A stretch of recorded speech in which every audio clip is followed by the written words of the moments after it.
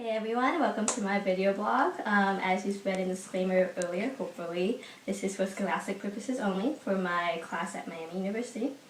So pretty much what my project is called The Global Language of Music, Connecting Asia to the United States and Asian Americans.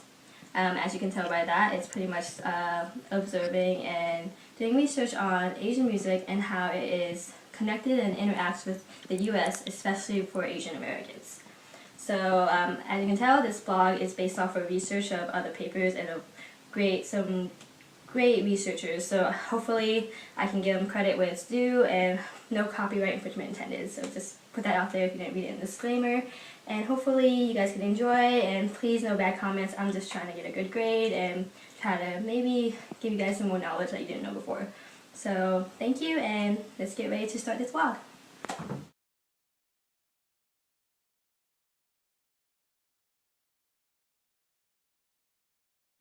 Okay, so first off, we're going to be talking about K-pop, and we'll probably talk about this for the majority of the time just because it's such a big entertainment industry. So let's start off with, what is K-pop?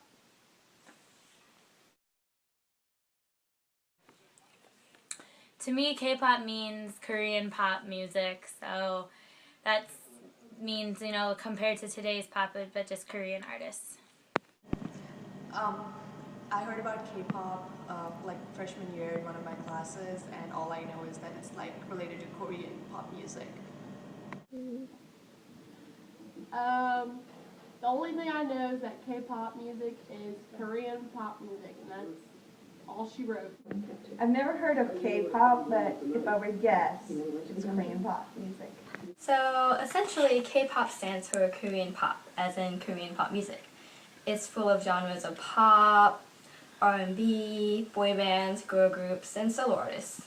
Pretty much the only reason it's referred to as K-pop is due to its South Korean origins. Probably one of the most well-known K-pop artists, especially in the United States, is Psy.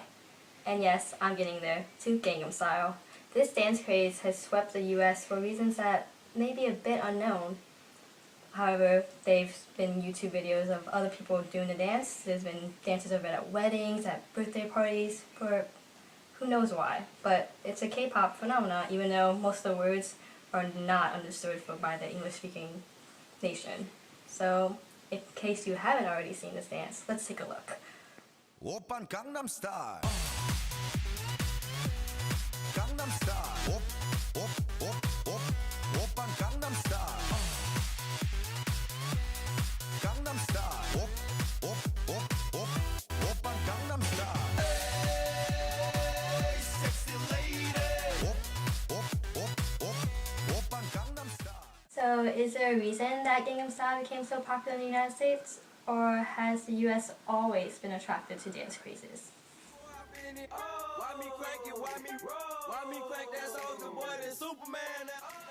I think we may have our answer. So moving on, let's talk about this worldwide phenomenon that's especially popular with the teenage girls. Boy bands. Personally, as a 22-year-old college student, I don't see the big deal in it.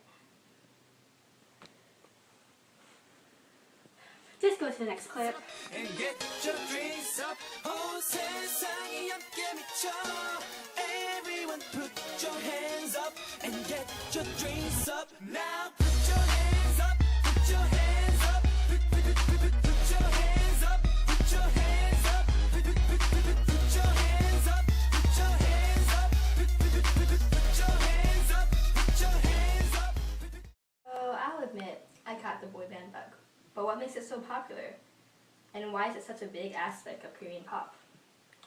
Well, Sarah Luang describes that this music is no longer about sound, but also about looks, personality, and pretty much presence on stage.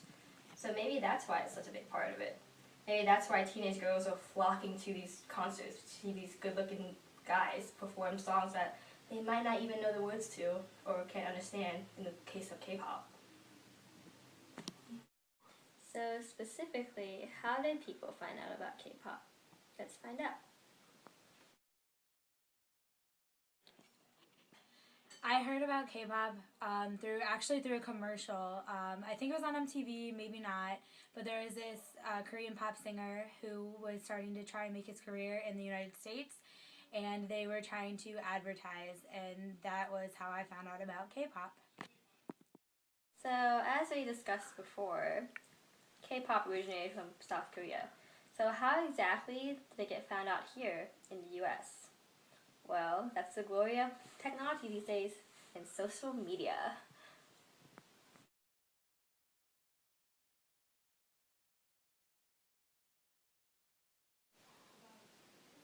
Oh, hey you guys, I was checking my Twitter.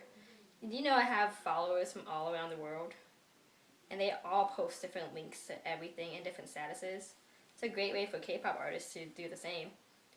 A paper by Elia Ben Ari entitled Twitter, What's All the Chirping About? Actually talks about this phenomenon.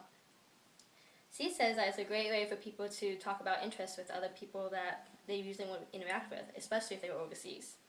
And one thing in particular, you can just go on your phone, and that's something nowadays that almost everyone has. Twitter. Facebook is a great way to share posts and music with other people. However, neither would be as efficient without the use of YouTube. With YouTube, you can post videos online and have others look at it from all across the world. As long as you have internet, you're able to see them, even if you're from the US and you're looking at something, say, that's K-pop.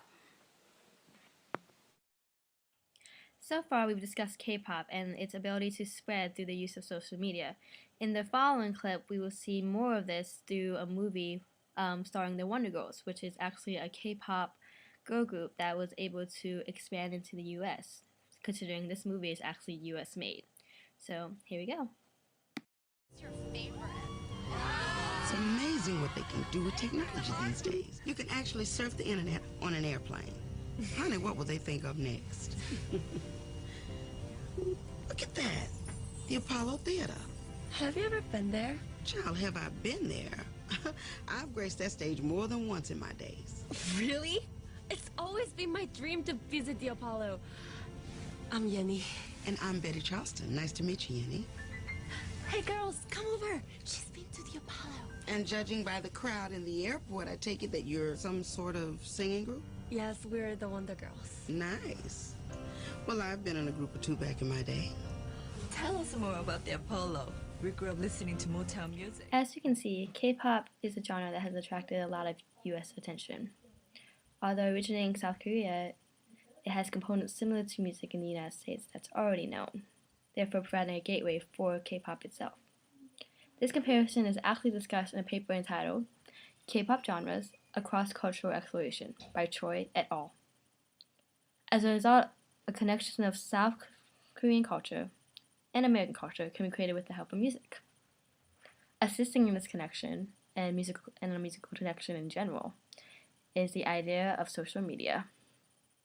Lucas Hildebrand states in his paper that the videos available on YouTube include home videos and remixes, up-to-the-minute television excerpts, music videos, trailers, commercials, and highlights from television history posted by users, and increasingly by producers and the networks themselves, therefore supporting the influence social media has on music and its cross-cultural aspects.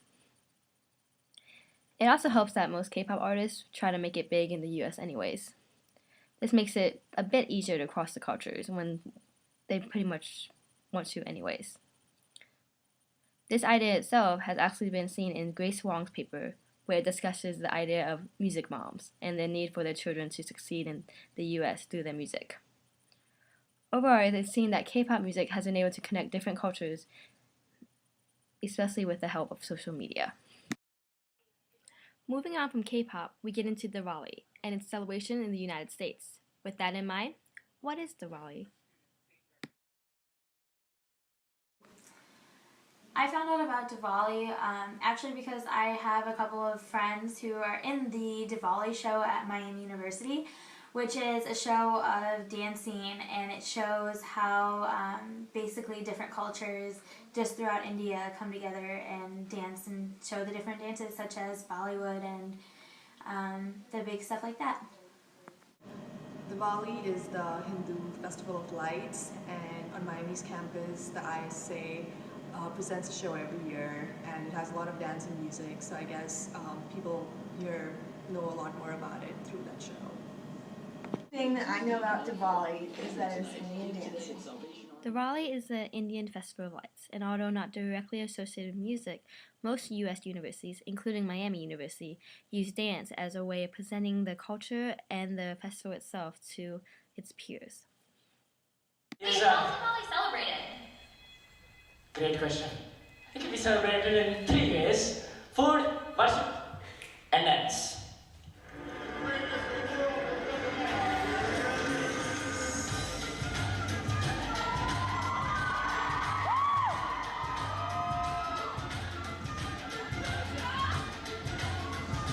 As seen earlier, the celebration of Diwali in the U.S. has allowed the intermingling of different cultures.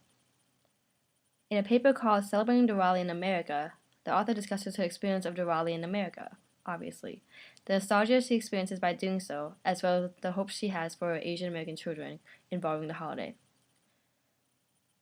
Those involved in the particular culture are able to celebrate in the United States, while also being able to spread awareness to others in the process. Getting into music on a smaller scale includes my own personal experience growing up in a Cambodian household listening to Khmer music. Growing up as a Cambodian American meant long car rides full of Khmer music. And with a dad that was a lead singer in a Cambodian band, meant constant Khmer singing. When I was younger, my parents strived to mix both the Cambodian culture and the American culture in my life. They especially did this through karaoke music that included both the English language and the Khmer language. Now that I'm older, I don't hear it as much, but I know that this music will always be a part of my life, somehow, somewhere.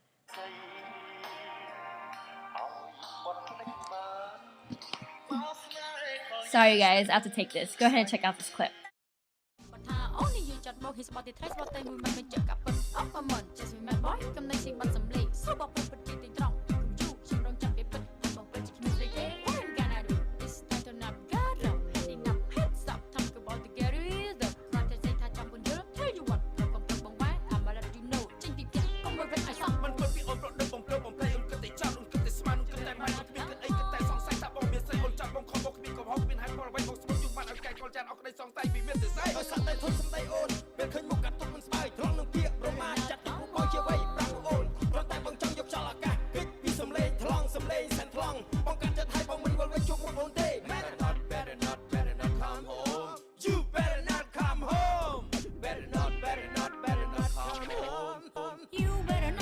As an Asian American, the idea of maintaining my Cambodian culture has always been important, yet at times very difficult when living in the United States.